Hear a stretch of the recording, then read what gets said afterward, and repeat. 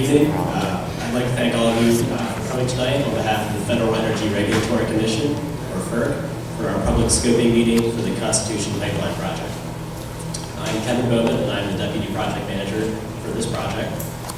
Charlie Brown, the project manager, is recovering from surgery and could not be here tonight. Also with me tonight from FERC is Kara Harris, an environmental scientist. Outside in the hallway, we have Tamara Young-Allen with our Office of External Affairs, also Pamela Romano with our Division of Advanced Certificates. Also from Department of Transportation's Pipeline and Hazardous Materials Safety Administration is Alex Dan Henrich, to my left here. And also we have on my right Doug Mooneyhan from Department of Electrics, who is our third-party contractor for this project, with logistics and preparation of documents. Before we get started, please make sure you turn off or silence your cell phones. So tonight we're here to provide you with some information on the federal process related to this project and to hear your comments and concerns.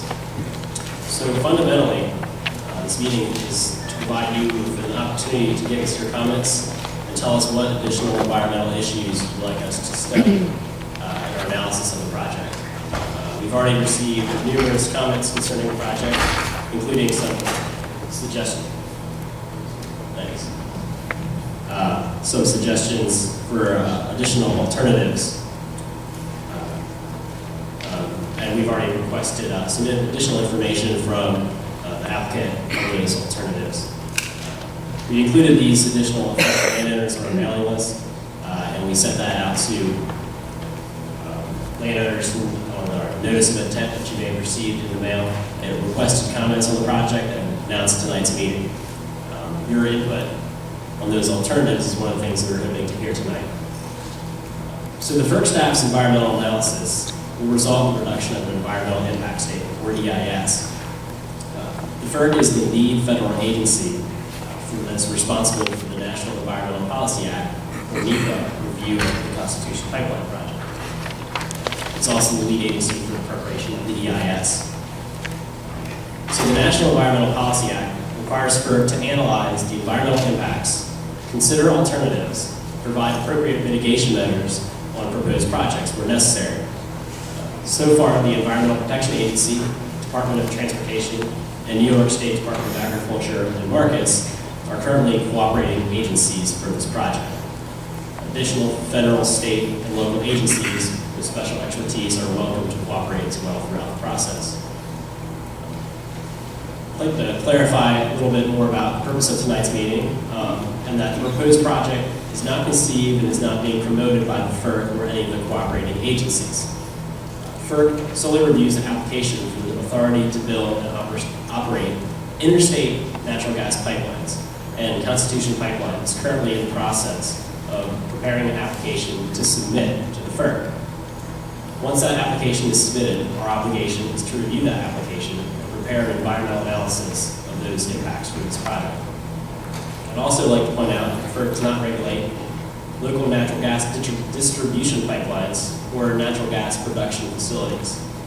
The New York State Department of Environmental Conservation is responsible for the regulation and oversight of local natural gas production facilities, and the New York State Public Service Commission is responsible for the regulation and oversight of natural gas pipeline distribution in New York. As you know, in Pennsylvania, these facilities are overseen by the Pennsylvania DEP, or Department of Environmental Protection.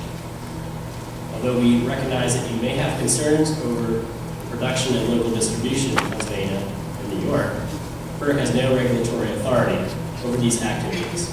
Comments regarding the production, siting, and permitting are best directed to the agencies I just mentioned.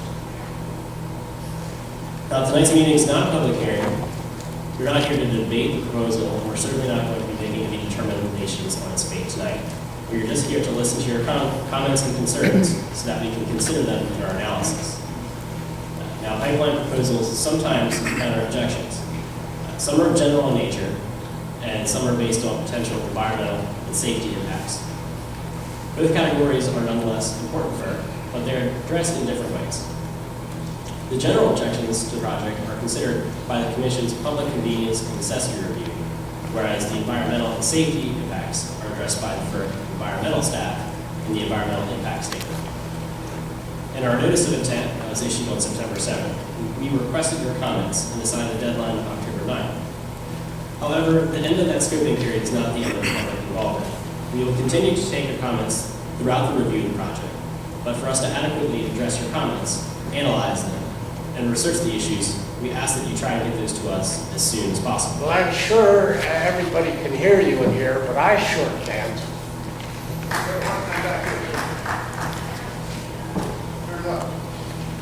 Maybe some of you guys can move down a little closer. That might help also. It helps moving the Yeah. Speak up too.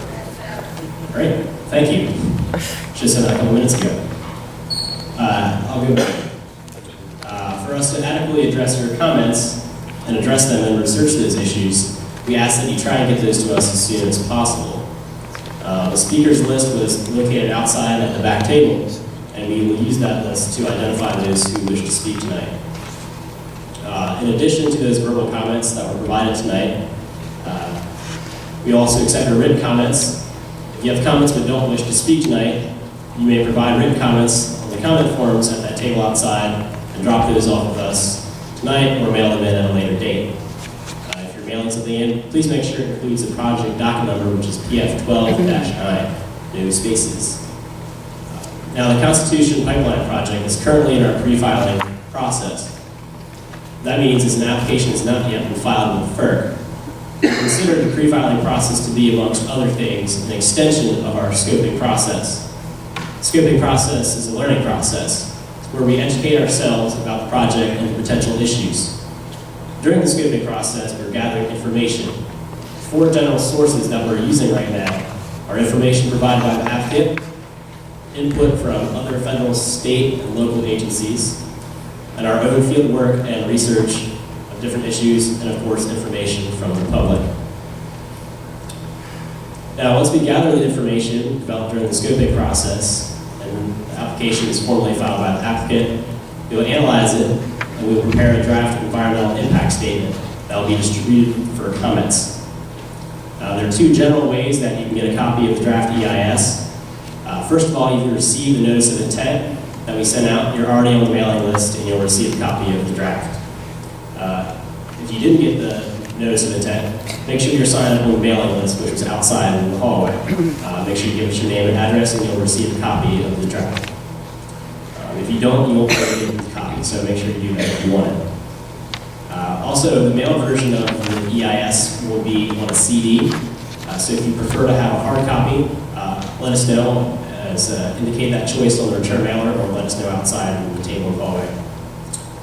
Now, after the draft EIS is issued, there's a 45-day public comment period. During that period, you'll hold another public meeting similar in format to this one. You'll probably come back here to this same facility, if it's available, and ask you to comment on the information in the draft EIS. At the end of the 45-day public comment period, we'll begin organizing all the information gathered to date and prepare the final EIS. Once we've issued the final EIS, it will be forwarded to our commissioners. The EIS is not the decision-making document. Our 5 commissioners at FERC will use that document, as well as other information, to make a determination on whether or not to grant an authorization for the project. And now, before we get into taking your comments, we're going to have Alex Dankanich, who's an engineer with PHMSA. He'll give a brief presentation on his agency's role in the process. Good evening. I'll use the microphone. Good evening. My name is Alex Dankanich. I'm an engineer with PHMSA, which stands for the Pipeline and Hazardous Material Safety Administration. It's a federal agency, small federal agency, under the U.S. Department of Transportation. PHMSA is the federal agency responsible for the integrity of gas and liquid interstate transmission pipelines in this country. On a proposed pipeline, on a new proposed pipeline such as this one, PHMSA would review the pipe design elements and the construction procedures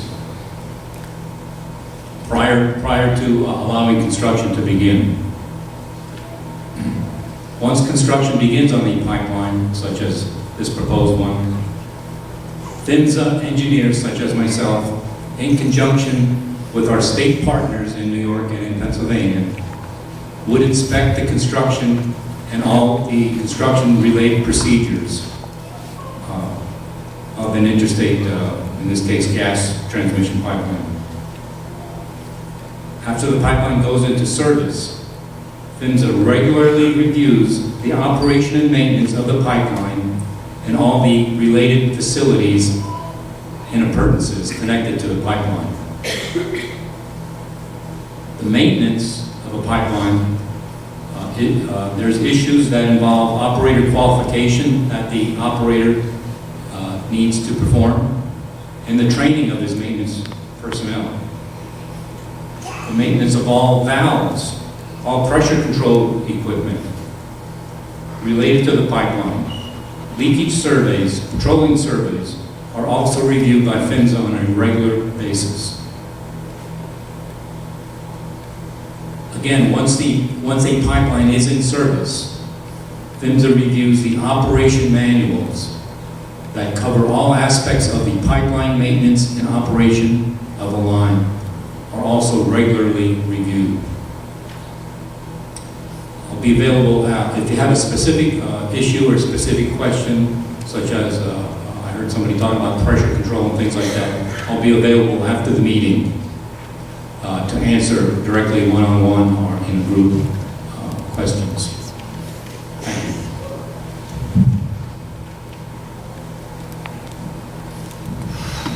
Okay, so we now have Cindy Ivey from Constitution give a short presentation on the proposed project. Good evening, can you hear me? Can you hear me? I don't think this microphone is very loud. You can't hear me? Hang on, let me give you this microphone. This one seems to work very well. You may need to hold it close. Good evening, can you hear me now? Great. My name is Cindy Ivey. I'm the manager of public outreach for the Constitution Pipeline Company, which is a joint venture between two natural gas companies, Williams and Cabot Oil and Gas. In addition to being the majority owner of the pipeline, Williams would be responsible for permitting, constructing, and operating the Constitution Pipeline. The proposed 121-mile, 30-inch pipeline is being designed with the capacity to transport 650,000 decatherms of natural gas per day from the production area in northeastern Pennsylvania to well-developed large domestic markets in New England and New York City. The capacity that would be transported in this pipeline is the equivalent to serving the energy needs of approximately 3 million homes per day. The primary route would start adjacent to an existing compressor station here in Susquehanna County and extend approximately 120 miles across parts of Broome, Shenango, Delaware, and Schoharie counties in New York, ending at an existing compressor station in Schoharie County, New York. The company is currently examining a 600-foot wide study corridor and has asked for survey permission from landowners along this primary route. The 600-foot wide survey corridor allows the company flexibility to make informed decisions regarding the potential location of proposed facilities. The company is also studying more than 15 route alternatives and, based on input from stakeholders and agencies, has adopted alternatives A, B, L, and Q into its primary route. 5 open houses for the primary route, 1 in each county, were held in July.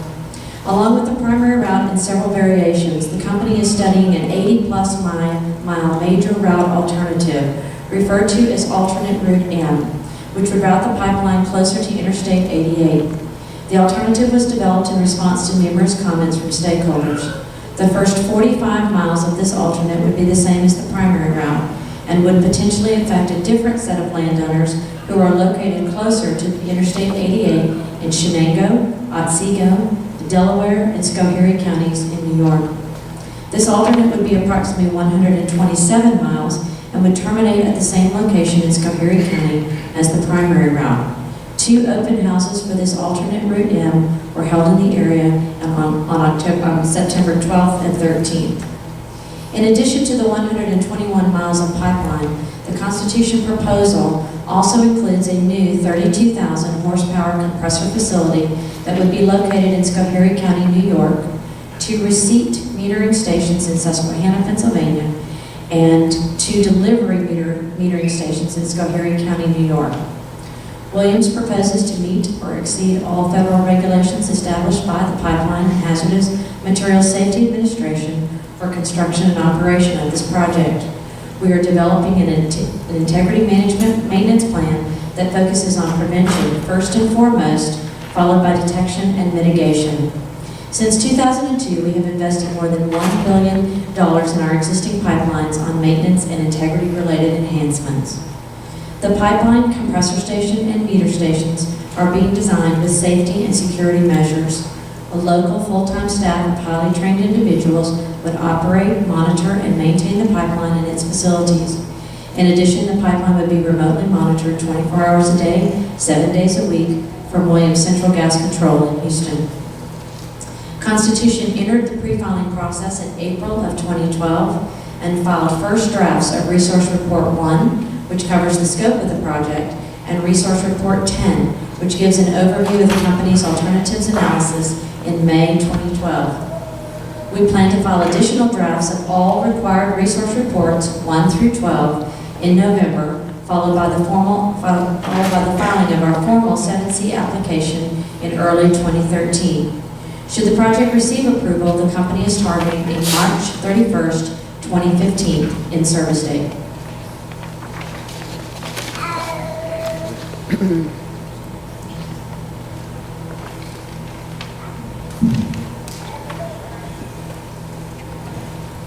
Okay, thank you, Cindy.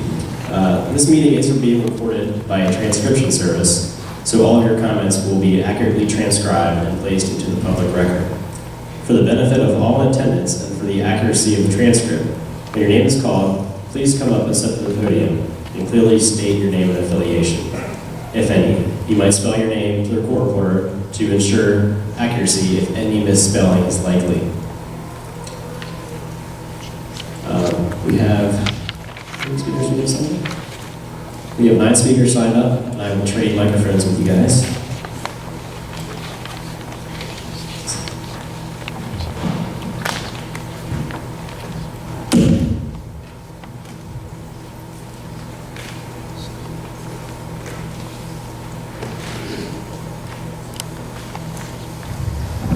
The first speaker is Brent Jennings.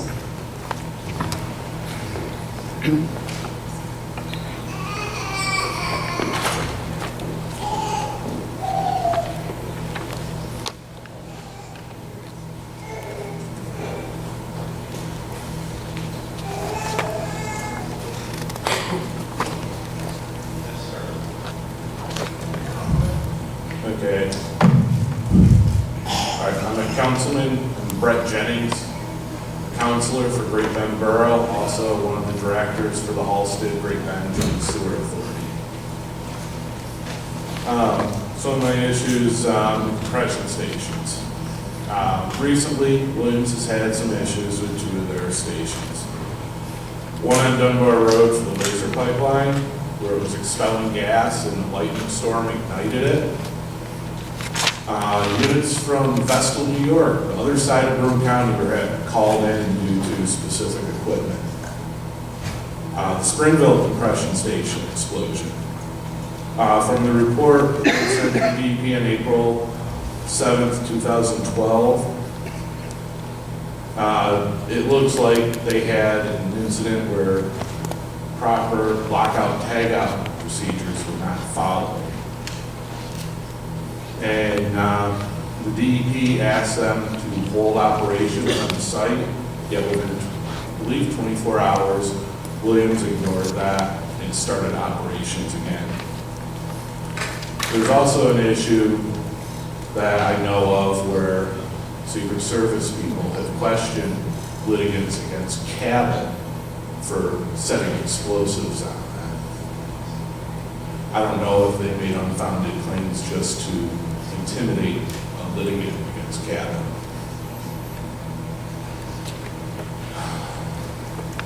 Also, at the 28 August 2012 Planning Commission meeting, Another compression station on the laser pipeline, which Williams has amended its air permit through DEP for 3 stations.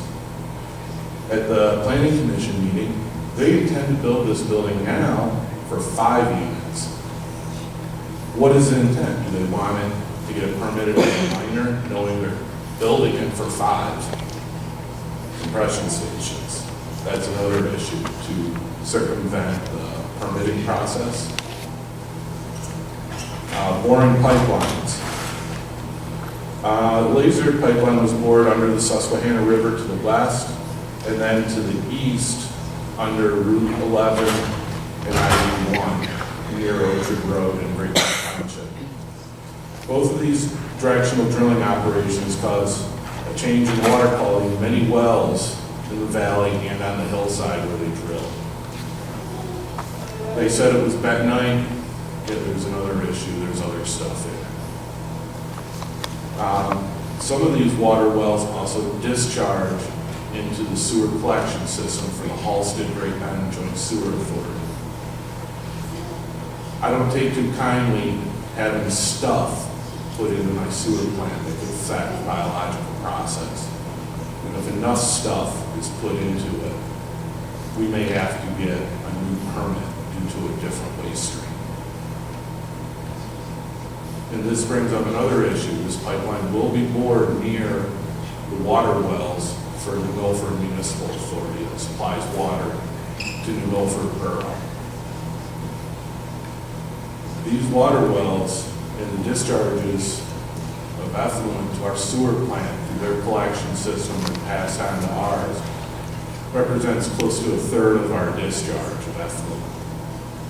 That could be a serious amount and could affect our treatment operations and cause violations of our permit. Another issue for boring pipelines. The laser pipeline was bored under unleased property. They couldn't control the direction of the boring. Earlier this year, that aggrieved landowner contacted Williams after they purchased the laser pipeline. Said, "What do you want us to move it?" Now they're looking at negotiating with them and offering them less than what other people received that negotiated before it was placed on their property. This is a trespass. Who's going to go to jail for this incompetence and inability to stay within the right-of-way of their leases? Another issue with boring pipeline. Along Trollbridge Creek, just east of Orchard Road in Great Bend Township, north of Great Bend Borough, there was a bunker or containment area built with hay lined with black fabric. My belief is this was used to dump the drilling mud for the laser pipeline feet from Trollbridge Creek to recover the max gel that was in the drilling.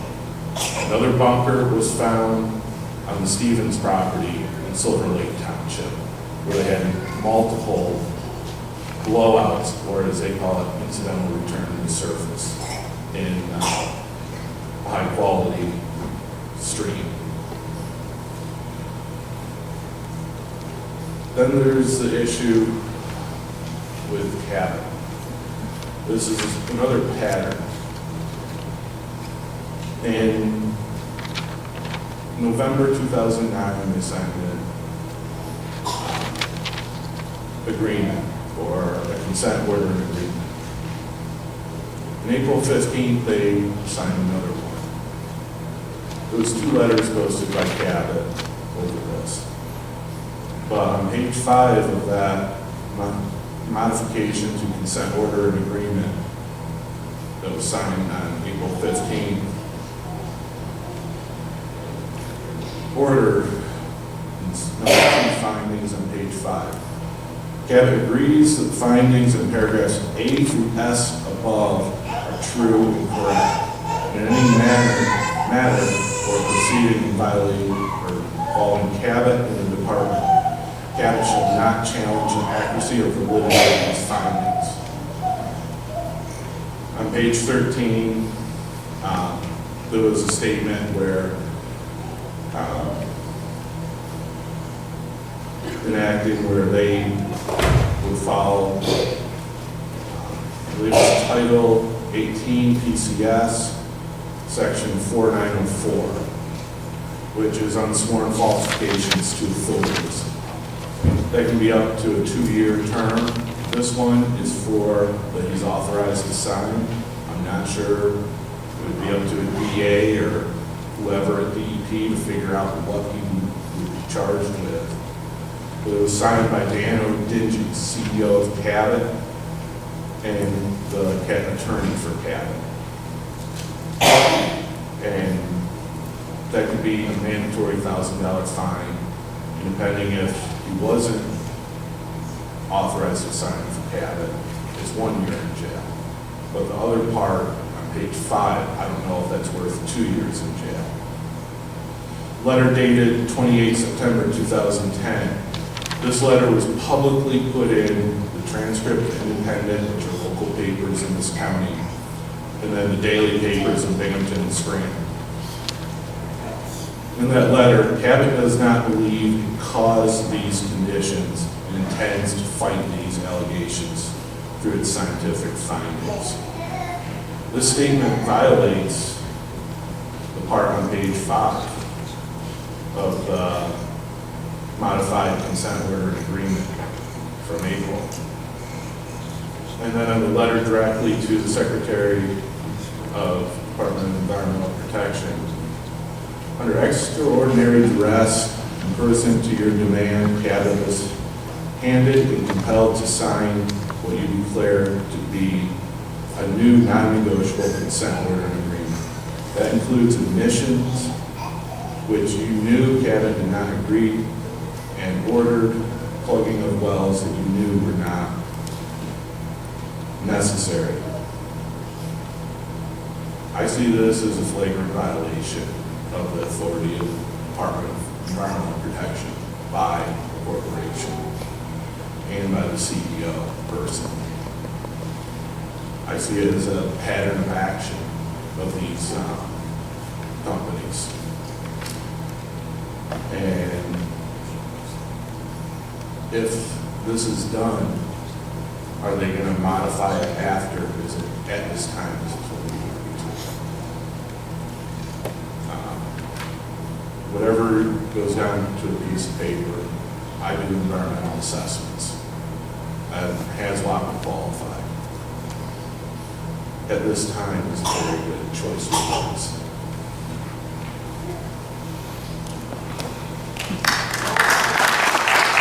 Thank you. David Plank.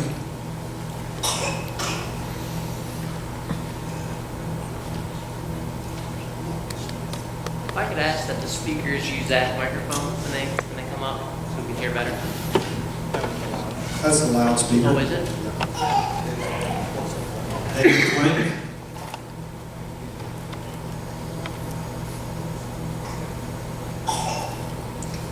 Vera Scroggins.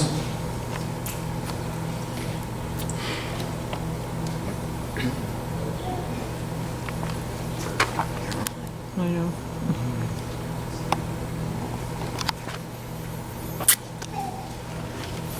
If you would, please speak directly into the microphone. Be as loud as possible. This microphone, can everybody hear me now? Yes. I'd like to say that this pipeline, I can see, has to have all kinds of environmental assessments and safety assessments. One of my concerns is also that there is no odorant required for the gas that's flowing through this pipeline for 120 miles under high pressure. And I'd like to know why that's not required. I would like to see that required because just because the pressure could change in the pipeline, and that would indicate a problem, and then they would set off their automatic emergency regulation and depressurization and being able to shut off sections of this pipeline. If there should be a leak, I feel we should have an odorant just in case people who live near these pipelines, if they should happen to smell something, that they can also help themselves to evacuate as quickly as possible. Because this pipeline, like all the pipelines in our county and all the agricultural counties of our state and New York, is a Class 1 pipeline. That means there is the least amount of regulation compared to the other classifications. And that also means that the zone and the area of impact, if there should be a leak, like the leaks that have happened in other parts of our country, that people within like a 200-foot area or more, or 2-mile area even, are susceptible to injury and death. So in case I happen to live near a pipeline, which is not my choice, but if I happen to be, I'd like to know what the minimum distance from any occupied building is, which I haven't read yet. I'd like to know what that minimum is. Those homes that are nearby, and you can have no more than 10 homes within a mile for Class 1, that hopefully we might smell something and have some time to leave before the automatic adjustments are made. The automatic monitoring, which is going on right all the way from Houston. So I would request an odorant. And I would also like to say that after all your assessments, I also heard that there's only one compressor station being really planned for this line, which is at the end of this line.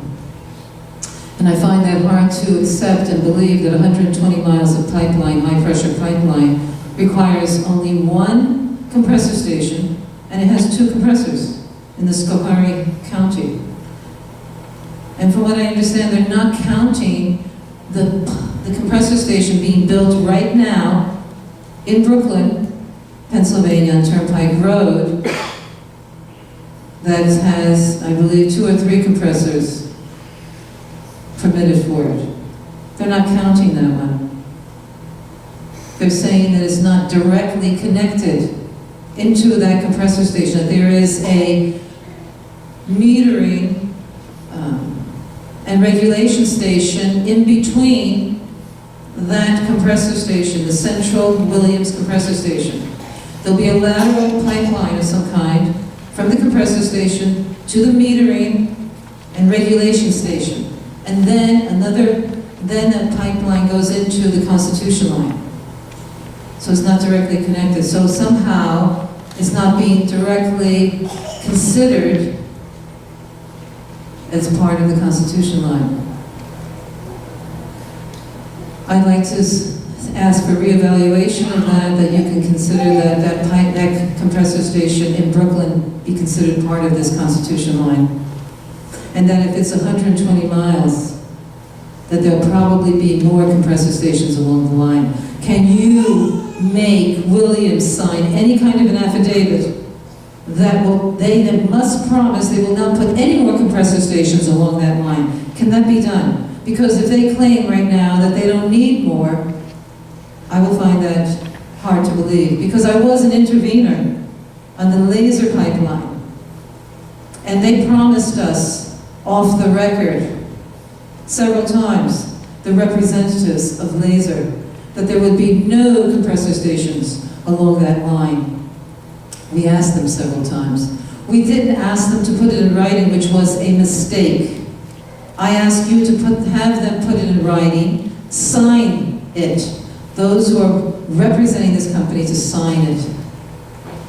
Because for laser, they said there wouldn't be any. Now we have, along a mere 21 miles in our county, 4 compressor stations permitted. From 0, we go to 4. How did that happen? Why was that necessary when we were told emphatically it wouldn't be necessary? So that's why I don't believe what they have to say completely.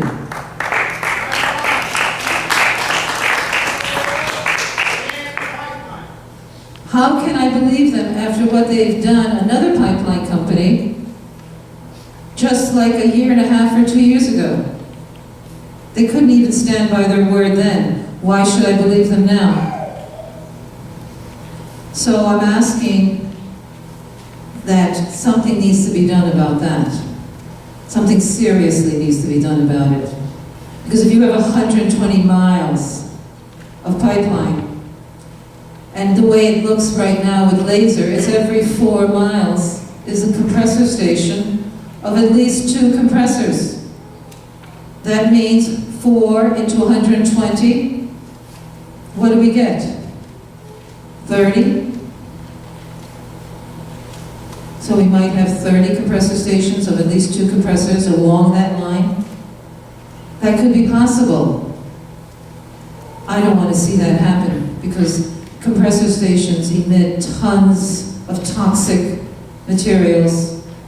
It's going into our air, and then we breathe that in. They're allowed by law to have tons of VOCs and BTEXs and benzenes and toluenes and formaldehydes and sodium dioxides, all these lovely sounding names that are going to be emitted into our country air, so that we can breathe this in. So I might as well live in the middle of Linden, New Jersey, Elizabeth, New Jersey, or Manhattan.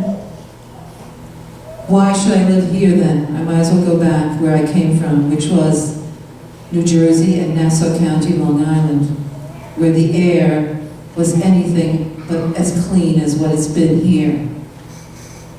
And I don't want to do that, or for my family, or anybody else I know. So that is another major concern.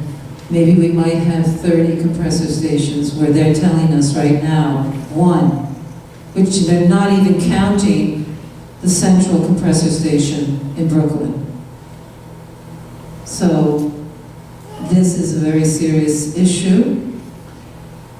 And besides that, I'd like to say also that I don't recommend you even approving this project.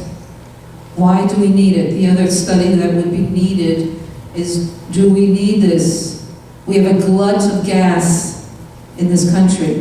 They've so overproduced gas that they've shot themselves in the foot. And now we have a glut. What to do with it? So that's what can we do? Let's build a 120-mile, 30-inch pipeline to handle this glut. Is there a market for it? You have several pipelines going into these market areas. They're full. Do you really need it? I would like to see a survey with that, to make sure you actually have a market for this pipeline, for this amount of gas, like the representative from Williams just testified or said, 3 million homes a day it'll supply. Do we really need to supply them with this pipeline? And do we need to impact 120 miles of rural countryside and change the whole topography and habitat area and the safety of the residents? Just because we're considered class 1? Just because there's less than 10 homes in a 1-mile area? We still have people there. If there's even one person, they count as much as if there was 10,000 people there. We count. We're not expendable. So we need to be protected. And you are a regulatory agency. Do not approve this project. That is my primary desire. Do not approve it for our county or all the counties of New York it's going through. Because not only will it go through New York if it is approved, but it'll be the beginning of further development. What else are they going to do with it? Then it'll be an area where they can build more gas sites, thousands of them, just like we have almost 1,000 in our county in 4 years. They'll build thousands of them. Change the whole area. Gas site 1 mile apart, half a mile apart, pipeline after pipeline like we have here, compressor station after compressor station, so that we can no longer live in those areas. We will have to move. We will have to be gas refugees. I will have to move at some point. I don't want to live in the midst of a refinery. I consider it basically a refinery. Every gas site is like a mini refinery. And they're processing the gas, moving it through, and the danger alone living through near such high pressure pipelines. I don't want to be gassed. I think we did enough gassing in World War II. Do not gas the American population. That's right. Do not kill us with the gas that's not necessary, that has to be ripped out of the bowels of the earth. And the earth has to be destroyed, basically, and penetrated and ripped apart so it can be, all this resource can be removed. And then we will be gassed by it in the air, in the water. The water is impacted, the air is impacted. There's got to be better alternatives that are not going to affect our health, our well-being, our safety, for now, this generation, for generations to come. We have enough water impacts in our county alone from the gas drilling. Every week I hear of new areas that are impacted. And I don't want to see this expand into New York. At least one state can resist and stop this. Stop the madness. This is a whole project of madmen who are interested only in profit, getting the most profit that they can. For the 1% who want this, so they can make, again, billions and billions off of your back, our backs, so that they can make their money and then we are expendable. Don't allow them any further expansion. They don't need billions more. They have enough money. This is not going to help any of us for the most part. The gas industry needs to go. It needs to be stopped. Thank you. Meryl Solar.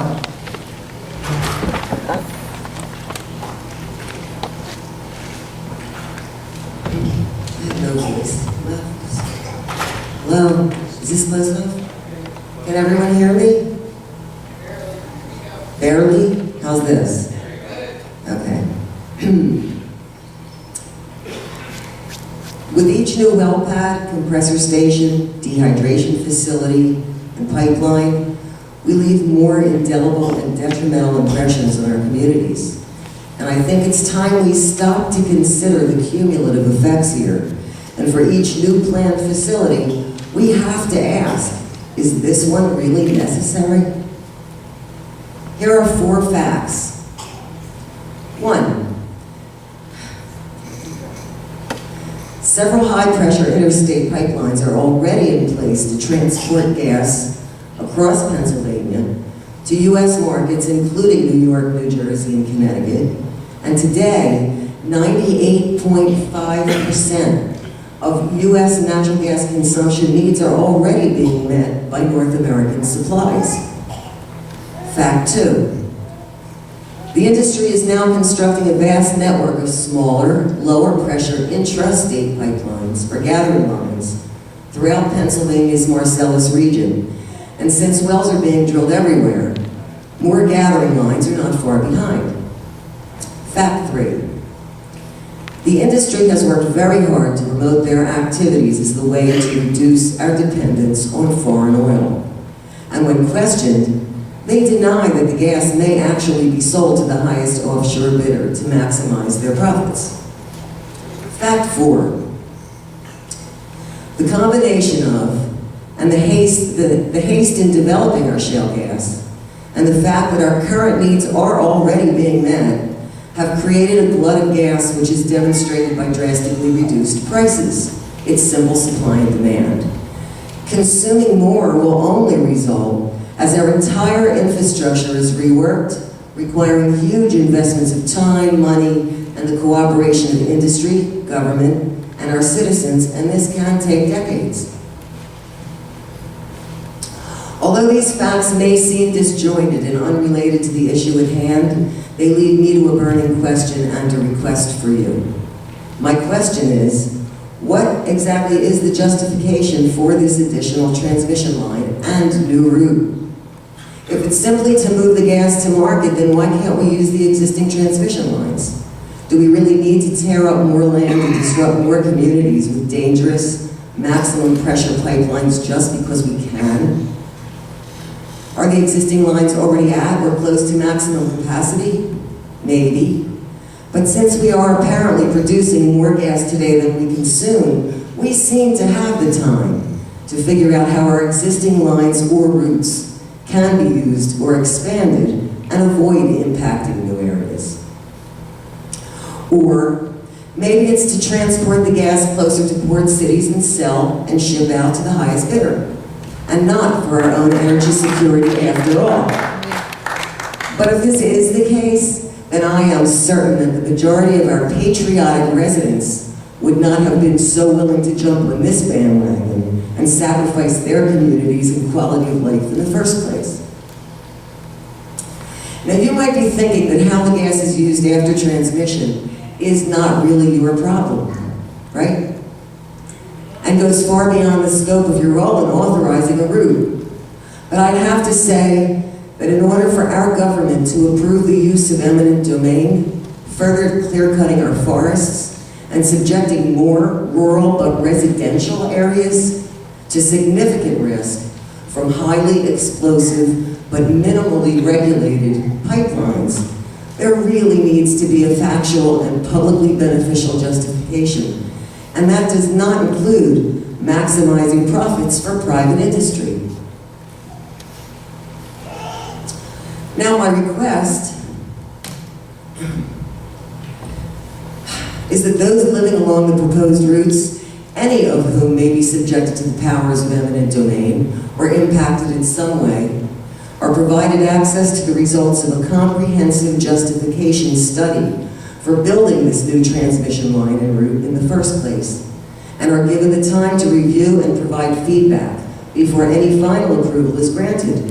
And the report should include the following: an analysis of the anticipated increase in natural gas usage over the next decade that can justify the need to increase transmission capacity from the Marcellus region beyond current capabilities. Evidence demonstrating why existing transmission lines are not sufficient or cannot be updated or expanded to meet these future needs. Details of how and where the produced or transmitted gas is to be stored, if overproduced, to secure the supply for domestic use, along with studies outlining the effects these facilities would have on the community at large and the potential risks involved. I'm thinking LA salt domes and sinkholes here.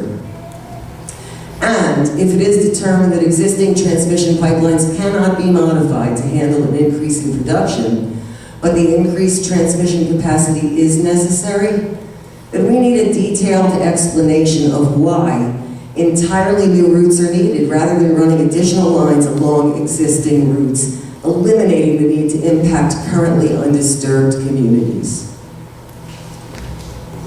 Is that all my time? I have so much more I can say. But I think I'm out of time, so I'd just like to say that here in Pennsylvania, the methods for Marcellus development have really been to fire first and aim later. And there are simply too many potentially devastating consequences, many of which have already been realized and have yet to be addressed to allow the continuation of that approach. So I thank you for your time, and I hope for your consideration of my request.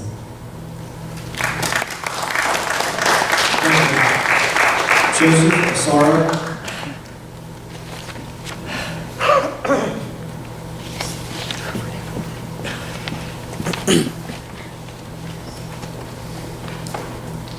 Here, good. I'm Joe Massaro. I work with Energy in Depth. I work directly with the industry, so making that clear. I'm not here tonight representing them. I'm here representing a resident of Pennsylvania. Over the last few days, I've heard a lot of what people have to say, and I kind of wrote some stuff up, some thoughts. Thought I'd share with everyone. I read recently in Forbes magazine, Cornell president, vice president, quoted saying, "We cannot put this genie back in a bottle. Fracking is already being carried out across the country, and shale basins have been identified on 6 continents, making fracking a truly global issue. The question before us is not whether to frack, but how, where, and with what safeguards in place. With natural gas supplies plentiful for now and prices relatively low, we have time to make sound decisions with our shale gas resources. In creative partnership with government and industry, universities can help make sure we get it right." A lot of what I've heard from other people in terms of what else they would use besides natural gas have been renewable sources of energy. So I'll talk really quick on windmills. Wind is among the most environmentally friendly energy forms around, yet communities all over have resoundingly shot down recent proposals. I'm dating this back to 2005, and there have been recent ones in Oswego, New York more specifically, but in 2005, a proposal to build an offshore wind project on the south shore of Long Island was torpedoed.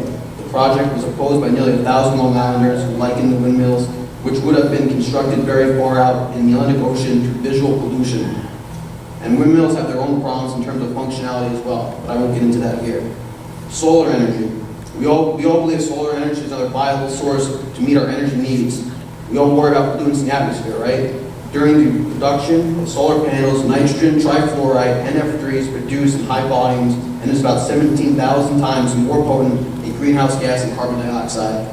I'm not sure if people knew that, but I'm not saying accidents can't happen with shale gas extraction. They can. I just heard someone talk about removing gas from the bowels of the earth. I'm not sure if you've heard of strip mining, but that's how we get the rare minerals for our solar panels, removing them from the bowels of the earth. My point here is that we don't have a clean energy, and I think that natural gas right now is what we should be focusing on instead of constantly protesting it. In the last 10 years, UGI Energy utilities have added 50,000 customers, mostly people who have changed their heating system to natural gas. Let the statistics speak for themselves. The people here tonight opposing natural gas development infrastructure are in the minority. In Pennsylvania, and more specifically Luzerne County, the 50,000 people who have switched to natural gas as a cleaner and economically sound energy source are the silent majority. Some of you here tonight were in Albany and handed Governor Cuomo 3,200 signatures against natural gas development infrastructure. I believe that has grown to 5,000, again, still a minority. Many who oppose these projects here want more renewable energy sources, from what I've heard at other meetings. You seem not to mind traveling out of your area to protest in these meetings. So where were you when this wind farm in Long Island and Oswego, New York was being voted on? Many of you were here making your science and backyard documentaries. You had your chance to show a better energy source for us to solely use. You have failed to do that. It's now time to embrace natural gas. We have spent years here developing this resource, and without pipelines, we cannot move it to utilize it. Thank you. Thank you. Rebecca Yoder.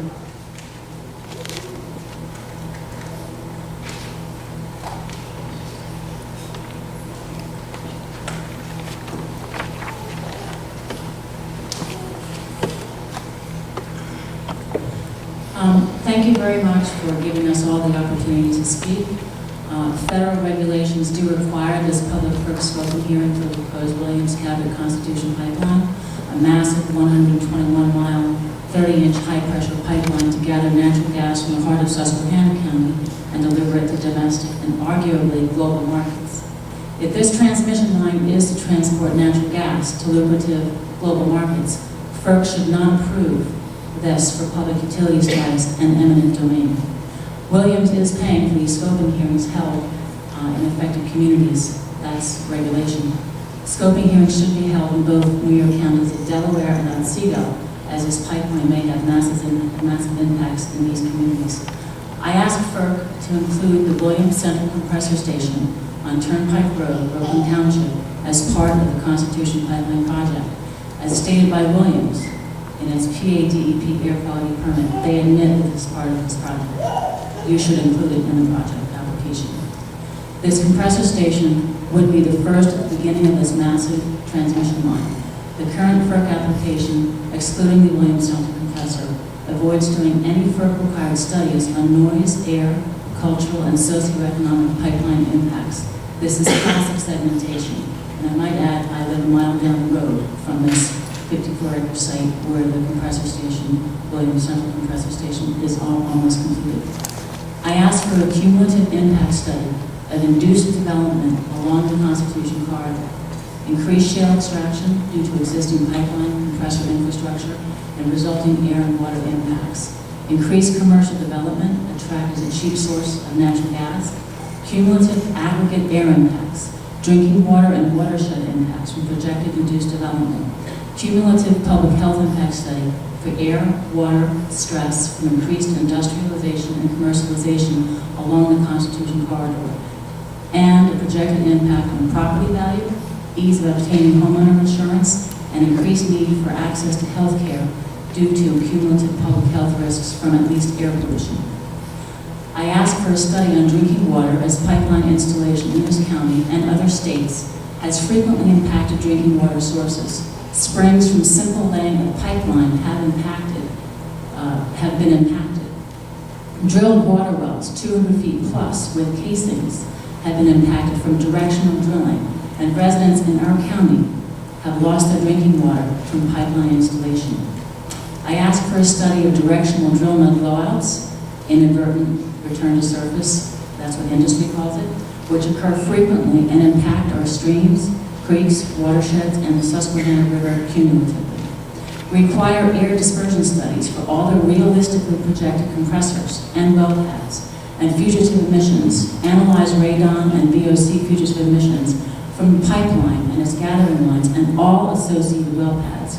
Require a realistic greenhouse gas analysis for not only the transmission line, but for all aggregate gathering lines and compressor stations. Require Williams to routinely inspect Class 1 pipelines and have an emergency plan for us, the people living in Class 1 areas in case of emergency. Require transparency about high consequence areas so that residents know if they are living in a high impact area. Make concern for human safety, health, and life a primary operative principle in this project or deny it. Thank you. Thank you. Frank Feynman.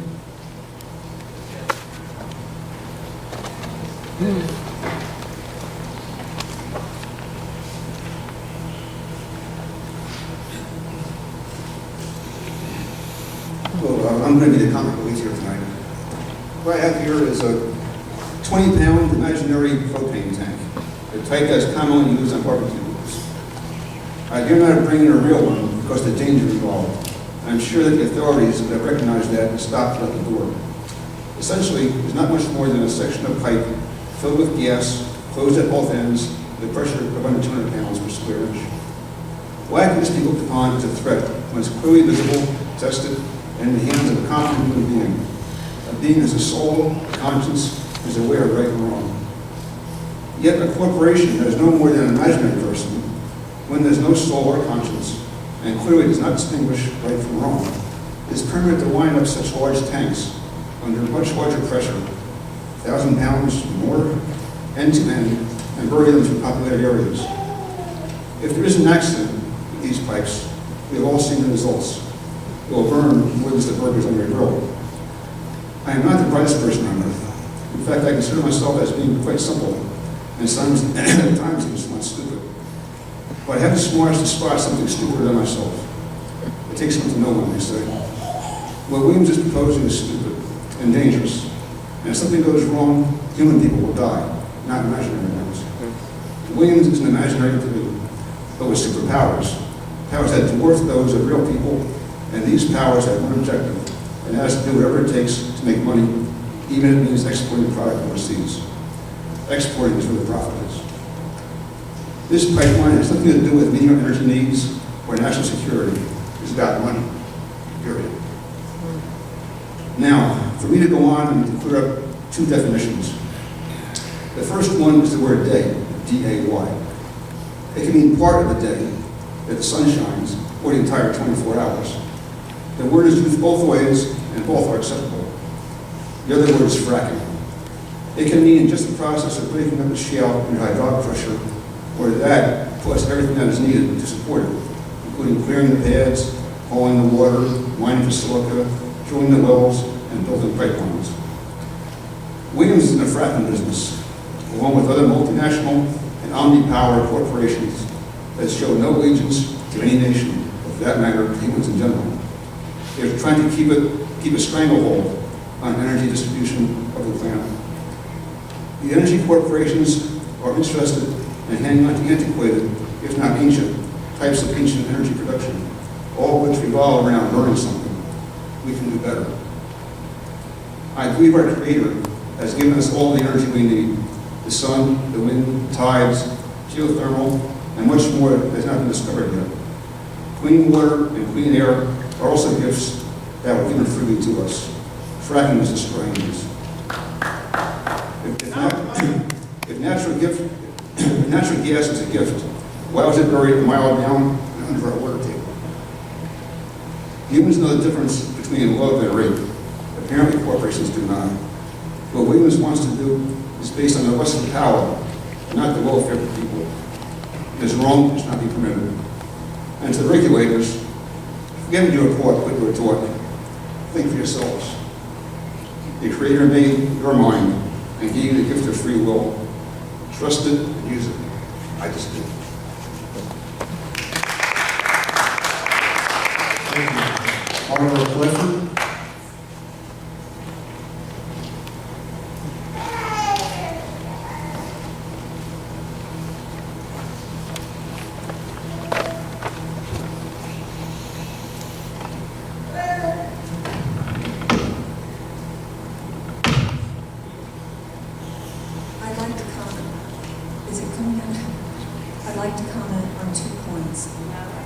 A little Stay as closer. close to the microphone as you can.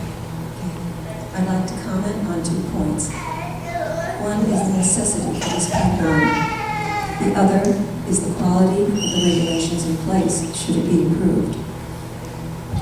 If you first look at the necessity for this pipeline, I think you must first take into account the environmental, health, and global climate effects of continuing fossil fuel extraction.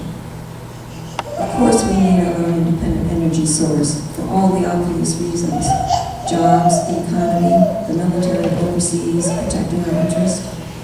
But we also need to choose the best source for the long term.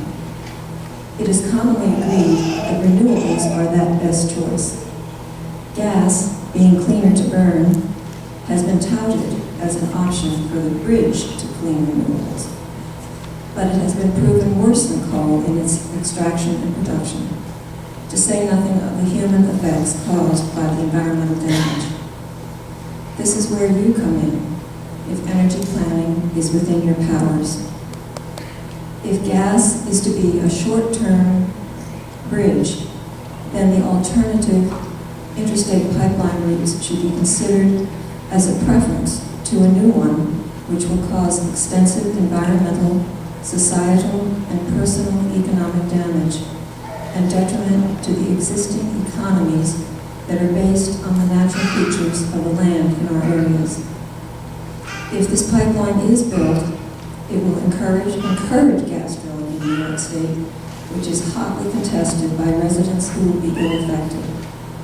In fact, as air and water is not static on one's leased land, what one person approves can ill affect many others.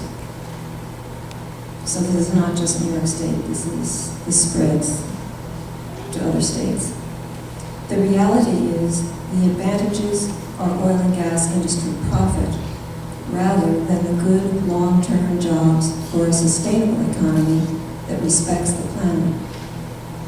The more infrastructure in place, the more drilling, the more damage, the longer the bridge to renewables. Therefore, I ask you to include these points in your study. Next, I ask you to review the regulations already in place.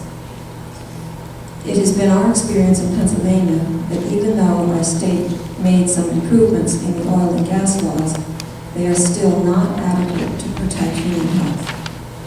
I ask you to improve your regulations to protect the public before you approve this or any other pipeline.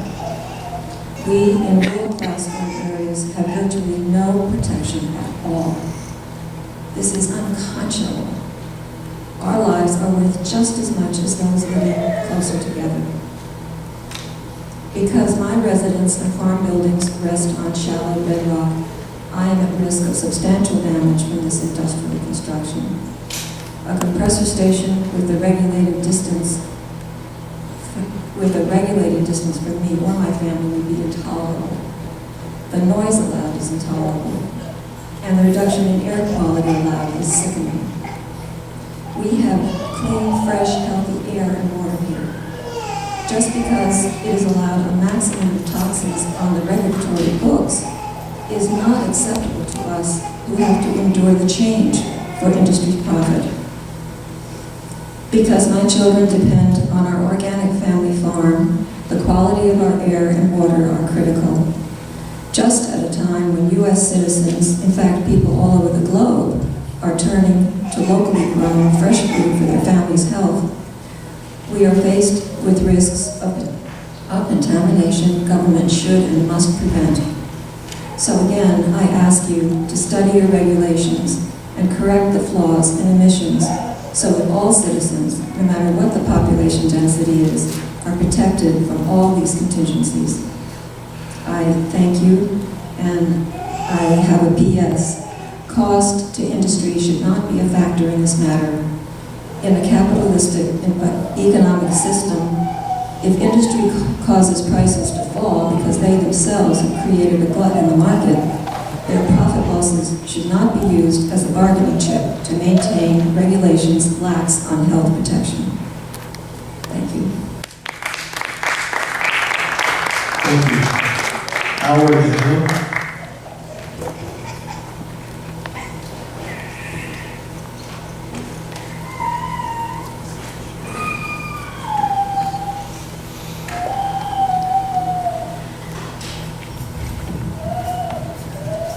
Check.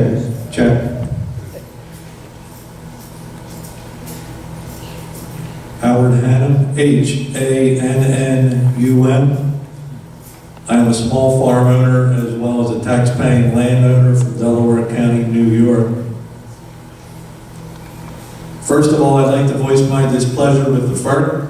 I speak on behalf of hundreds of disenfranchised landowners from Delaware and Otsego County in New York. We think it is necessary to schedule separate hearings in those locations and give the folks in those areas ample time to prepare statements and testimony. There is absolutely no public transportation available for Delaware County, New York residents to any of the 3 hearing sites. Last night in Schoharie County, New York, over 250 people showed up and 72 disenfranchised landowners were turned away and were not able to speak. The FERC is required as a government agency to show reasonable accommodation for tax-paying disenfranchised residents. The FERC has failed miserably here. I request that the compressor station currently being constructed on Turnpike Road in Brooklyn Township be included in this FERC permit request process. Tonight, I oppose the Constitution Pipeline project, and I speak in regard to the damage being done to the mighty Susquehanna River. Just up the road from here in the town of Lenox, there is black water that is noticeable in wells and drinking water in and around the neighborhood behind the Valerio gas station. Town supervisors are not cooperating with citizen requests for water studies and testing. Great Bend is a town further along the I-81 corridor, and they are having problems that make Lenox dwarf in comparison.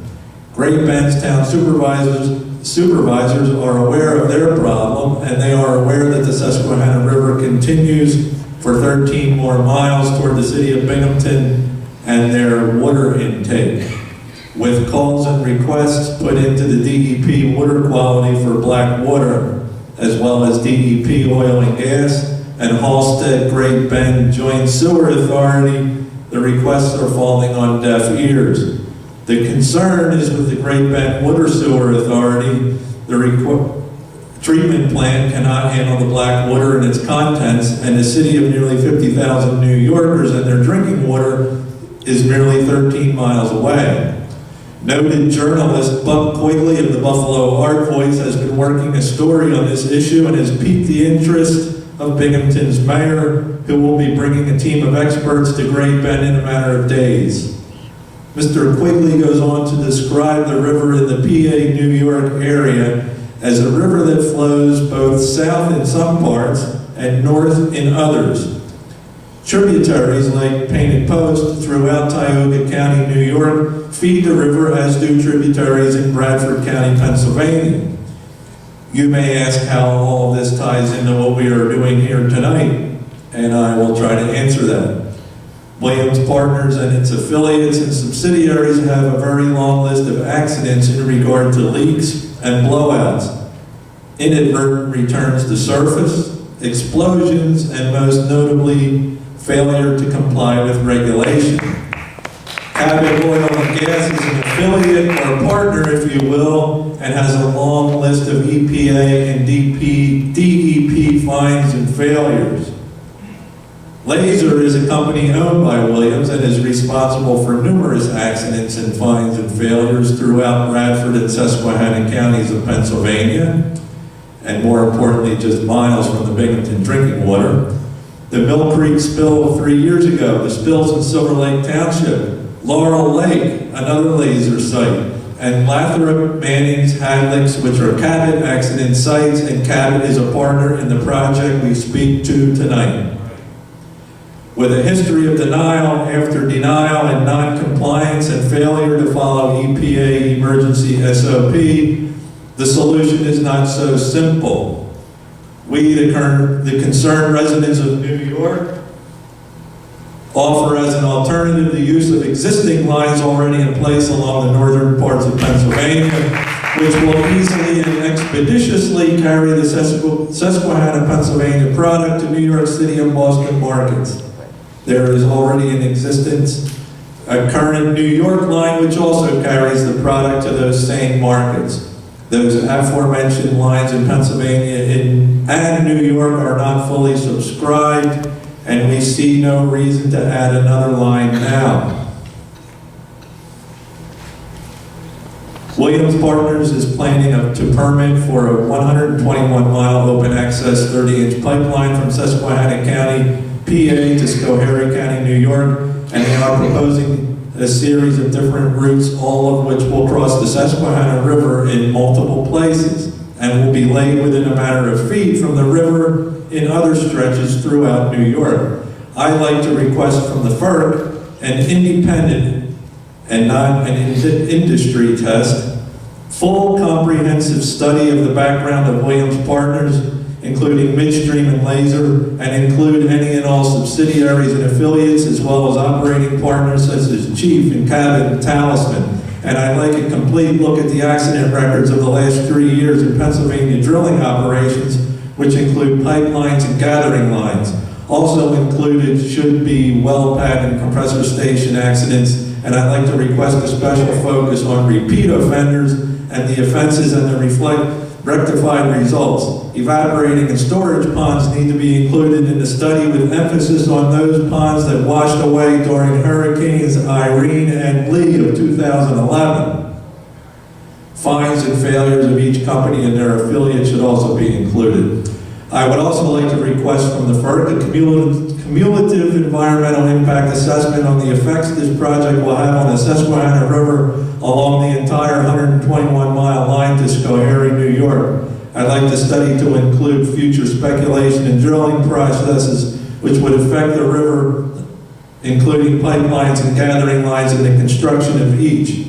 Finally, I'd like to request a study to be done on the Susquehanna River as it stands today, including any and all effects from drilling processes in northern Pennsylvania on the river. I'd like a 50-mile radius around the city of Binghamton to be the study point, and include all tributaries with a special focus on black water and the drilling processes in those locales.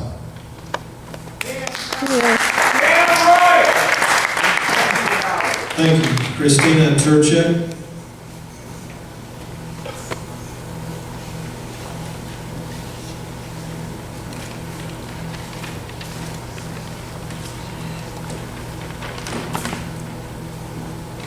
Thank you for letting me, sorry. My name is Christina Turchek, T-U-R-E-C-H-E-K. Thank you for letting us speak to your scope of work on this project.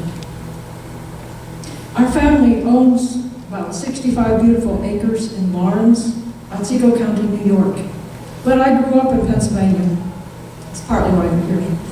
And have relatives still here. It pains me to know that my home state is being raped for what, the third or the fourth time? Logging, coal, shale gas. Now, we come here from New York, the rest of us, because we accept that you have the power of a final say over this Constitution pipeline.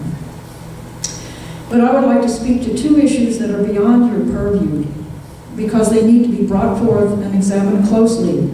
They were brought up last night in Susquehanna, New York. But I will begin as I did last night. With one stroke of the pen, if you approve this pipeline, you are opening up the entire eastern mid-state and mid-state portions of New York for gas drilling in the Marcellus Shale. We do not want it, we do not need it. First, I will refer to an issue discussed by John Curley last night regarding the extreme extrajudicial power you wield, especially when it comes to eminent domain, which you instantly permit with your signatures when you certify a pipeline like this. If you open up gas drilling to an entire virgin region by permitting a pipeline where there was none before, and that gas gets exported, or even was not needed, because, as mentioned, we do have a glut of gas, bringing prices way below what gas brings overseas, then you are facilitating land speculation and the exploitation of American people solely for the financial benefit of the private corporate gas industry. This brings up constitutional issues. If our gas is exported by your signatures, you are turning portions of America into a third world country. In fact, this is probably treasonous. Your scope of work is not to investigate your own powers, I know that, which we all have to accept at this point in time. But you do need to think about your extreme power, and we, the people, also need to think about your powers. But not only on the federal level, state, county, and local legislative entities also wield the power to sacrifice U.S. citizens to the world market. I'm thinking of my town board and a lot of other ones in New York State. And Cuomo, too. The second issue, which is beyond your scope, and was brought up at Schoharie by Gene Marner, is world climate change, involving expanding population, conservation of energy, renewable energies and subsidies to them. I mean, it's too huge, I'm not going to talk about it all. In 150 to 200 years, which is a blip in history, we have nearly used up the easily available fossil fuels. And here we are, riding down the other side of peak oil. We knew this was coming years ago, in the 1950s, as I was growing up, and way before then. Again, with a stroke of your pen certifying this pipeline, you point this country, indeed the planet, backward instead of forward. Please think about these two things that are currently beyond your purview when you exercise the huge power in your signature. Thank you. And thank you. I play the piano. I can't imagine how you do this for hours on end.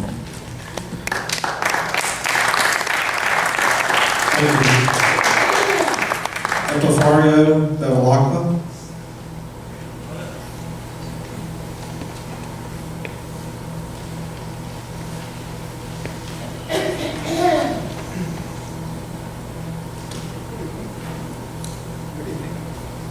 I'm getting an education just like you guys. The more I get educated, the more I don't want this. This is prostitution rape. They got rid of Pataki because he was going with prostitutes. This is worse. They're raping the United States people that pay the taxes in this country. How could you do this to people? You're killing them too. Who gave you all people license to kill these people? These poor guys here, they got a life to say, oh, we're doing this is legal. I've been to your office in Wilkes-Barre for the DEC. Well, it's a legal business. They might as well legalize prostitution. At least it doesn't kill children. They're not involved. They're babies in the houses. Look, you got a child here. I feel bad for that child tonight. I smell it as soon as I get into the Pennsylvania tonight. The more I learn, I don't understand. This has got to stop now. It's got to get criminalized. I will talk to Senator Tony Abella. I'll get Joe Tyner on board, and I'll get Craig Balls on board. And I hope this is on the internet with Twitter and Facebook, so we can give knowledge to the people of the United States. They've done this in 32 states, and they're still getting away with it? What country is this? And the people don't allow it, it's like prostitution. These are guys going to people's houses and say, here, we'll give you some money, and we'll rape you at the same time. The more I'm learning, I hope you're learning too, because this is a disgrace to the human race. This is genocidal suicide for generations to come, which is called generational genocide. And you talk to some people, oh yeah, the government's going to do whatever they're going to do. Sure, if we don't stand up and we don't get for our rights, we'll let them walk all over us. The oil company is the oil mafia. We have the mafia right here. They put all the other groups in jail. Why don't they put them in jail? You would have locked me up if I would have dumped the oil and all the stuff they're doing. You would have had me in jail already. Why aren't they all locked up? They told Pataki to leave off because he went with a prostitute. Here we go. As long as you let us take your fuel, and then they get to migrate, eminent domain, where are we going with this? This is a disgrace. You're giving them a license to kill by agreeing to this project. This project has to stop. Here now it has to be criminalized. They're in Europe. They're all over the place. They're running the whole country, not just the United States. They're running the continents across Europe. They're in Italy, Sicily, all over the place. I read. I never read as much as I've been reading now in the last few months. I went to school for 12 years. I passed. I retired from a union. You should all be held liable. Who's a competent person? You should all go to jail. Competent person on a construction site goes to jail if something happens. Nobody's held liable alive. Meanwhile, they're killing people. People can't breathe, people get sick, people dying from cancer. Now I found out where all the cancer's coming from. And it also was on WPIX last night. That Grumman is another great one on Long Island, because I live on Long Island. So there's still more chemical. Like the other idiot that was on the thing. He goes, oh yeah, the Susquehanna River, all the farmers threw all the chemicals down. It's not going to do nothing. So let's keep on doing it. Where are we going to live after it's all polluted? Where are we going to go? And it's all gone. We have to protect it now. We have to stop this. We have to protect this, and I will get in touch with I call all the legislators and senators, and I'm in contact with Senator Tony Abella at least twice a week. I call Mr. Comer. Mr. Comer is bought by the prostitution oil company. Thank you. Thank you. William Heston.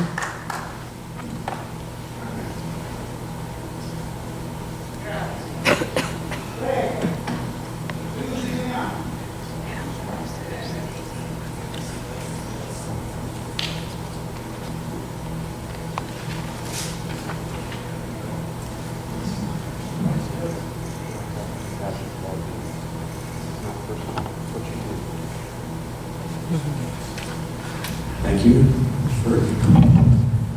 for allowing me to speak.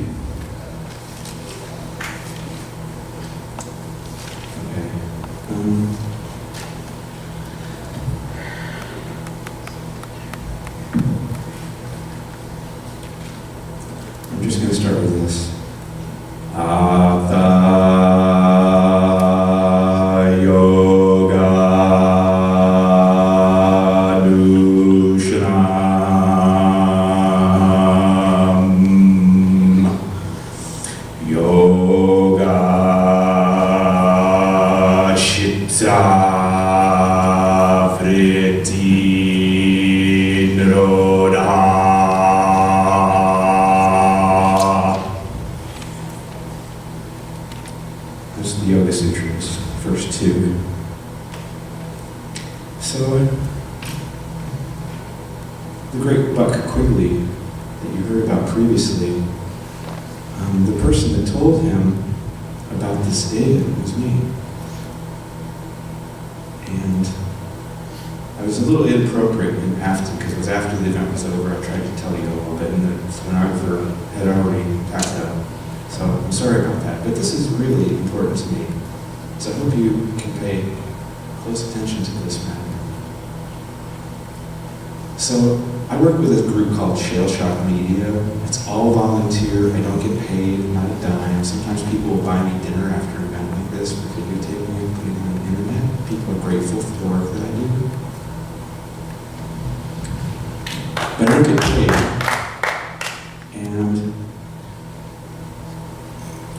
I'm very well, I consider myself to be rather well informed on this whole shale gas thing. I've been following it very closely for 2.5 years. Now, there are some people in this room that have been following this for more like 4 years. But I'm just about 2.5 years, and I learned something the other night, it was about a month ago, that was shocking to me. I mean, and he told me, and I was busy working, and I'm like, you can just hold it. He's in this room, he spoke before. And I said, I can't listen to you now. Will you please just let me talk, let me do my work, and I'll talk to you later. And I talked to him later, and this is what he told me. He said that there's a place called Great Bend Borough, Pennsylvania. He's a counselor, and he's on the sewer authority. He said, Bill, we have a problem. I'm like, tell me. And he said, we have people, bunch of homes, their water turned black. Now, I don't need a test. I don't need the EPA to tell me that black water ain't so good. I don't want to drink it. You know what? If I had black water like the people in Dimmock, and then later the EPA comes back and does a bunch of tests and says, your water's fine. That wouldn't give me confidence if I was the affected person. And I don't think they're making this up. People don't make up black water. So, he told me this is 13 miles upstream of the intake for the city of Binghamton. The city of Binghamton, unlike some other towns that are in the area, the city of Binghamton doesn't take their water from a well. The city of Binghamton takes it directly from the river. The city of Binghamton takes water directly from the river. And what I found out, based on what Brett told me, I started digging. I'm like, whoa, wait a minute. There's fracking going on upstream of the intake for the water source for the city of Binghamton? Are you telling me there's fracking going on in the water supply upstream of my city? I had no idea. I've been following this carefully for 2.5 years. I'm like, what the fuck? I started calling every news outlet. We've got 8 in Binghamton.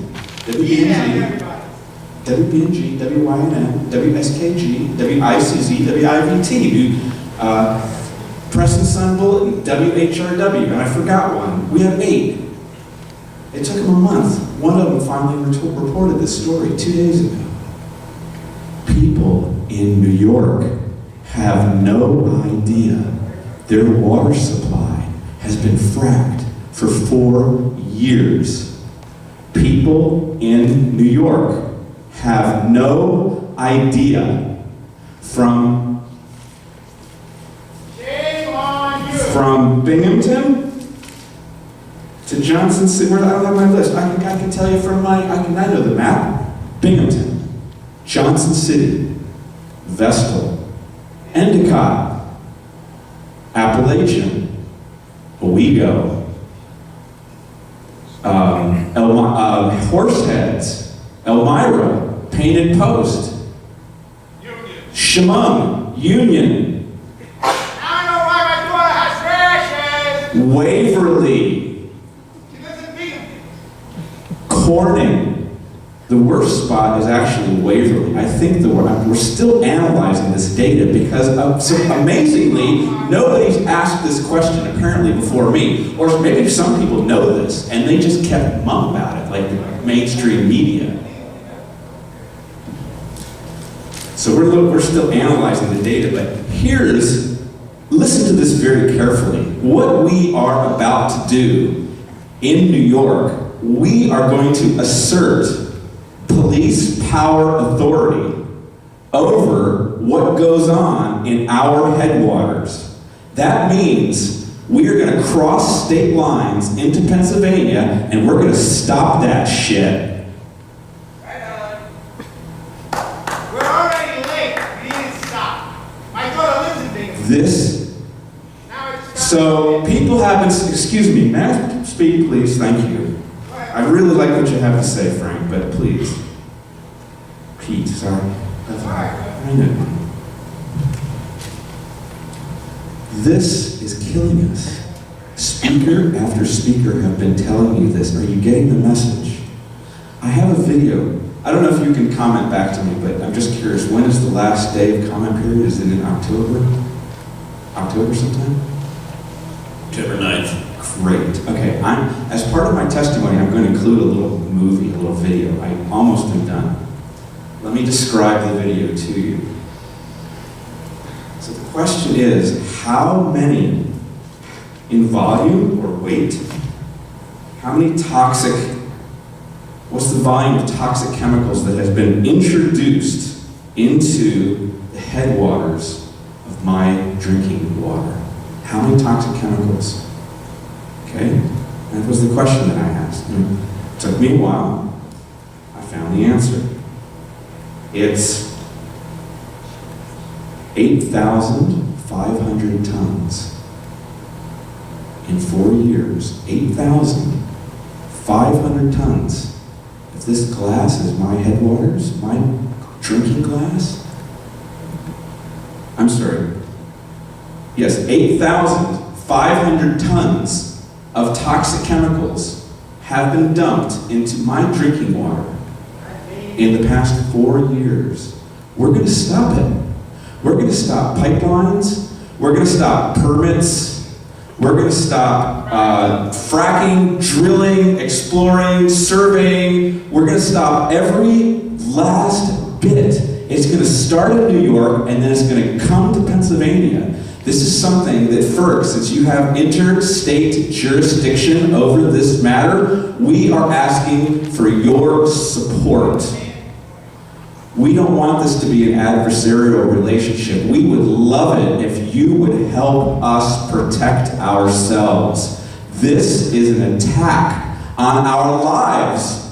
How can we make this any more clear to you? This is an attack on present-day lives. Trees, birds, deer, fish, horses, people. It's killing all of these things nominally. It's not hidden. Fracking kills life. Somebody here has the sign, fracking equals death. That's what it is. We are going to stop it. The sooner that you realize this, and if you're not, I don't know if you're empowered or not. Somebody in Afton said maybe you're not, I don't know. But if the people that are empowered, these federal commissioners, whoever they are, I don't even know their names, I'm about to find out because I'm going to start writing to them. But if you all need to get in line with the principles of life and living, and you should do that quickly to avoid suffering of many beings through many generations. This has to stop. I've given you technical comments in Afton about that illegal and unpermitted facility in Brooklyn, PA. We've had tours of the facility.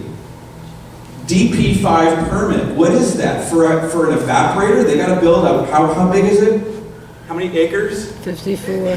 54 acres. It's a 54-acre site for an evaporator, this DP5, DEC. They have no federal permits for that facility. It should properly be considered. I think people have said this tonight, that facility should properly be considered to be part of this project. It is an essential part of the design.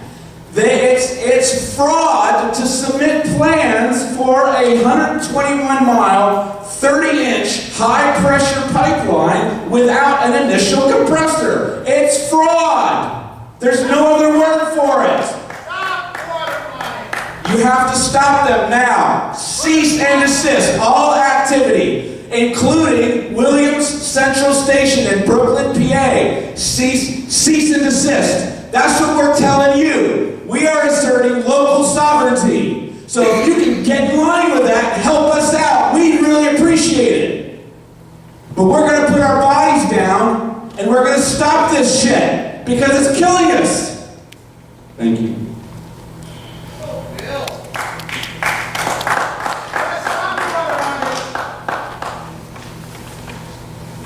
Okay, so we've got through everyone on our speakers list. If there's anyone that has not yet spoken tonight and wishes to do so, please come forward and state your name for the record as well. Thank you. My name is Peggy Maloof, M-A-L-O-O-F. I'm a resident of Susquehanna County. My husband and I own a farm not really very far from here. We're actually near the primary route for this Constitution pipeline. I had checked into it a number of times and finally went down to one of the supervisor township areas and saw maps and found out these guys wanted to go right through our property. Now,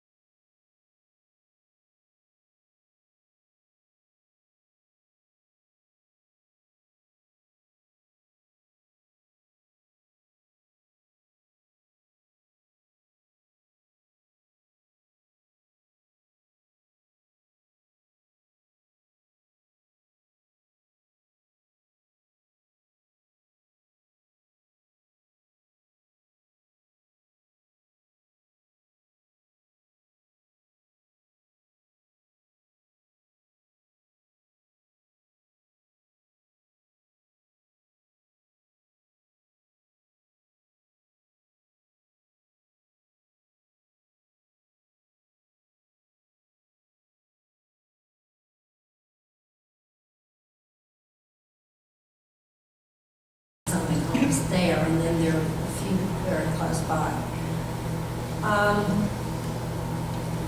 I'm concerned about the safety. I'm concerned about the air quality, the contamination. Who knows what kind of noise? I felt this way early on when the landmen came around suggesting that they would like us to sign leases and how wonderful that would be.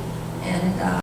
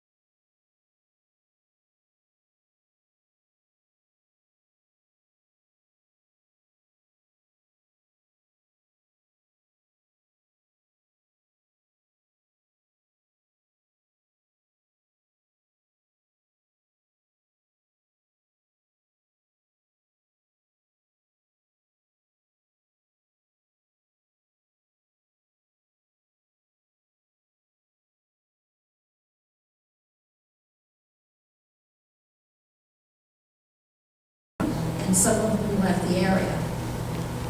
I really don't think that anybody would have agreed to this if they had known up front, this is what's going to happen.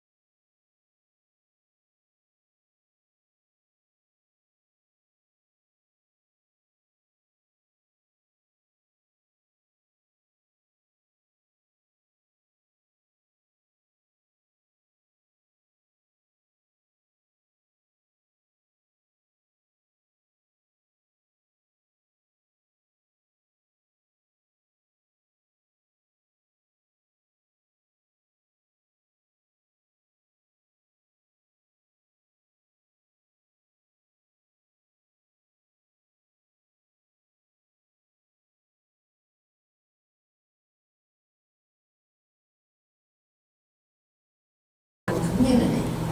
We didn't need to have a boom come in here and have all these resources taken. I know neighbors who were given $25, $50 an acre for, and then these companies who came in and purchased these leases for practically nothing and signed these 12% royalty deals and then were told later that they basically, the companies went in and bundled them and sold them as an investment strategy. So we're in an economic bubble, somewhat similar, I think, to the mortgage bubble, and we saw what happened with that. So I was also told that some of these companies have gotten mortgages on the gas rights. They've sold the gas rights, and they. I asked some of the people, well, what happens if you sign the lease and it turns out that you have to pay part of the cost of development? And you actually, the development starts, the gas well starts losing money, and you end up at a loss. Could you lose your property? And evidently there's a possibility some people might. It's not all the big, wonderful deal some of these people think it is. Now, I understand this young man who's speaking for the gas company thinks that it all sounds great and it's the future, but it may be clean burning this gas once it's out, but it's actually very contaminating to get it out. It uses a lot of water. It's very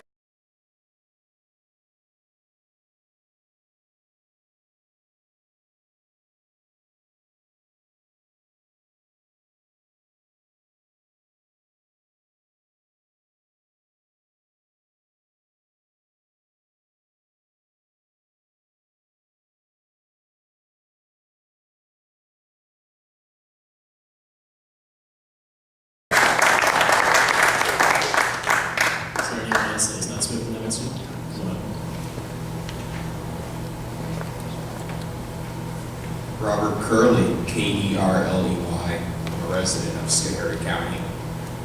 I just wanted to clarify that I think I was referencing a comment by Christina Turchek that it's really Robert Curley. Yes, I had talked about extrajudicial nature of FERC and the Natural Gas Act and also preceding acts. And I think by definition it is extrajudicial. The process is based entirely on a board of commissioners, if I recall, selected by the president, issuing the final ruling, including the right of eminent domain that cannot be reviewed by the courts. And I haven't read of any federal court case that has overturned that. So to me, that seems to be extrajudicial and unconstitutional. I think it's a very important thing that that be put out here because it calls into question the very nature, legality, and logic of the regulatory scheme established by the Natural Gas Act of 1938, all the superseding acts, and now placed in FERC. So I just wanted to clarify that. And I also wanted to, I think, endorse several comments from the meeting in Susquehanna, New York last night. I can't remember who spoke, but I think it was people basically saying, at least 3 people said that we need a complete renewable energy policy that goes well beyond FERC or beyond the Energy Department. This has to be a national policy in all departments, all commissions. And we've got to get past 5 to 10 year booms in one county, another, one state, another. This has been going on in America since, what, about 1875, beginning largely here in Pennsylvania. And we just need a better way to go. This is pretty much a long-term, I don't want to say failure because it allowed the country to grow industrially, but it has not allowed us to grow sustainably, and now we're out of balance. So, and I would say to draw this into the original idea of the environmental impact statement, that the best way to prevent environmental impacts, negative environmental impacts, is to get rid of all this. This is all completely ridiculous. I'm tired of it. Thank you.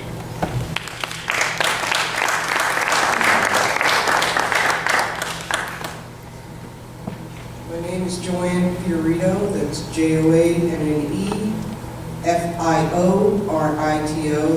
I live in Tunkhannock, Pennsylvania. I came here tonight not wanting to get up in front of you and speak. However, I feel that what's going on here is this country has been shanghaied. People in your position have basically lowered the boom down on us, which equates to political oppression. I haven't heard one iota about, oh yeah, it's a pipeline. Well, I had Williams put a 24-inch pipeline on my neighbor's property. They dug a trench. They didn't put the packing sand in. Brad was a witness to this. So you have a pipeline put into raw earth, no buffer. These things are on the sides of hills. They cut the base of the mountain, all the trees, all the stuff that holds the mountainside in, and it's going to move. It's going to crack, and like Vera said, there's no odor in this. So when my time comes, you better hope it comes fast and permanent, because I will be looking for bodies. And I'm going to start with Williams. They put dirt with rocks in it, okay? Do you have any idea what this does to anodization? How it chips the paint right off of it? So then when you have rocks that click together, if there's a possible leak, it goes boom. 24 inches will level almost a mile. Then you're talking simply oil and gas through these pipelines? Well, bullshit. Where's the Nuclear Regulatory Commission? All these wellheads have above average acceptable limits of nuclear isotopes. 3 different types of thorium. 4 different types of uranium, 2 of which are weaponized material. You're not being honest with these people. You're also not accounting for the transportation of this from here to yon. What is wrong with this nation? You people are insane and must be stopped. Thank you.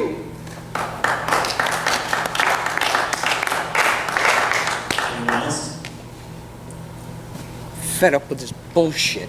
I would like to clarify, with the comment period, we will continue to accept comments after the October 9th deadline. We just established that so we can start to get comments in early so that we can fully address and research and analyze the issues that you bring up. we will continue to take comments up until we issue a final environmental impact statement. As I mentioned before, this meeting has been recorded and transcripts will be placed in the public record. That record is available on our website at ferc.gov. From that page, you can select the e-library link and input the docket number for this project, which is PF12-9 with no spaces. You can use e-library to access everything that the commission does with this project and all the filings by the applicant and all the comments from other interested parties. So on behalf of the Federal Energy Regulatory Commission, thank you for all coming tonight. This meeting is adjourned. Excuse me. Since it's only 9 o'clock, is there Yeah, any since chance? it's only 9 o'clock, can we have a Q&A period? Can we do a little We can't do Q&A? that. I don't think we have time for that. We don't have the facility until a certain time. 10 o'clock, We have another a hour. facility till 10 o'clock. It's another hour. The meeting has been adjourned. Okay. Okay. I can understand. I mean, you guys have the right, if the school district allows you to speak among yourselves. It's supposed to be till 10, Yeah. 7 to 10. It's only 9 Right, o'clock. depending on whoever the Well, I have administrative some decision is. questions based on these last few speakers here. I mean, I think legally in a hearing, they can't have a Q&A session. But you did say, I really wanted to ask, I wanted everybody to hear it though, the Yeah. answers. And that's not going to happen now. I mean, I can talk to him now. Hey, again. I wish I could hear, could have heard your clarification.